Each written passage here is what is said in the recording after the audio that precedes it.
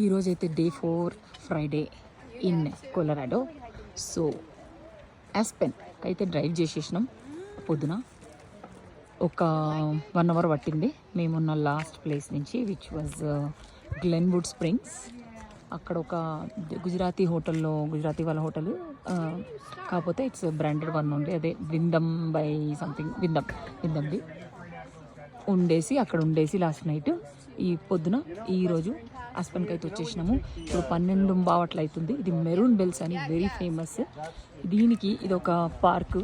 దీని లోపల మంచి మంచి అద్భుతమైన వ్యూస్ దొరుకుతాయి అన్నమాట మనకు.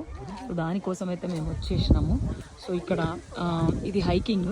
ఈ పార్క్ అయితే రావడానికి మేము మా కార్ని అక్కడ పార్క్ చేసేసి ఒక $30 కట్టి ఆస్పెన్లో పార్క్ చేసి ఈ పార్క్ వాళ్ళ షటిలే రైడ్ చేసుకొని వచ్చినాం. ఎందుకంటే ఫుల్ అయిపోయింది. నేను ఆన్లైన్ బుకింగ్స్ చేసుకోవాలి ఇవి. సో ఫుల్ అయిపోయినాయి కాబట్టి బుకింగ్ మేము ఓన్లీ ఈ పార్క్ మట్టుకే, విచ్ ఈజ్ $16 పర్ పర్సన్.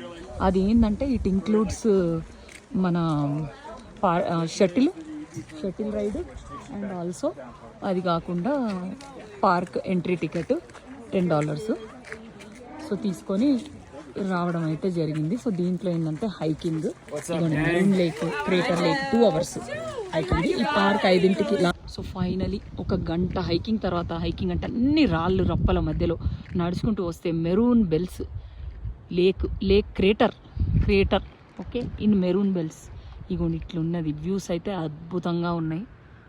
ఇవన్నీ ఫొటోస్ వీడియోస్ జస్టిస్ ఎప్పటికీ చేయలేవు ఇట్లాంటి వాటికి, బట్ స్టిల్ కూడా మీరు చూసేసేయండి, మీకు కూడా చూపిస్తున్నా. సో ఇది మాత్రం బుకింగ్స్ మాత్రం ముందే చేసుకోవాలి. మన కార్ తెచ్చుకోవాలన్నా, లేకపోతే అంటే మన కార్ పార్క్ చేసి మన కార్ డైరెక్ట్ అక్కడ ట్రైల్ హెడ్ వరకు తెచ్చుకోవచ్చు. ట్రైల్ హెడ్ అంటే ట్రైల్ ఎక్కడైతే స్టార్ట్ అవుతుందో దాన్ని ట్రైల్ హెడ్ అంటారు. వ్యూస్ చూడండి ఇటు అటు. సో ఇగోండి ఇట్లే ఉంటుంది మొత్తం. ఇంకా పెద్ద పెద్ద రాళ్ళు ఉంటాయి. దీని మీద వాకింగ్ చేయాలి. Maroon Bells Aspen. సో ఇప్పుడు వీడియో తీసుకుంటా నేను నడుస్తున్నా. నేను ఈరోజు ఒక బ్లండర్ చేసిన. రాక్స్ వేసుకొని నేను చేస్తున్నా, బట్ స్లోగా వెళ్ళాల్సి వస్తుంది. అందుకే నాకు చాలా టైం పట్టింది. లేకపోతే నేను ఫాస్ట్ హైకర్, ఫాస్ట్గా వెళ్ళేదాన్ని. షూ వేసుకుంటూ వచ్చాను. ఏం లేదు, ఆ నీళ్ళల్లో కాలు పెట్టుకుంటే చల్లగా ఉన్నాయి.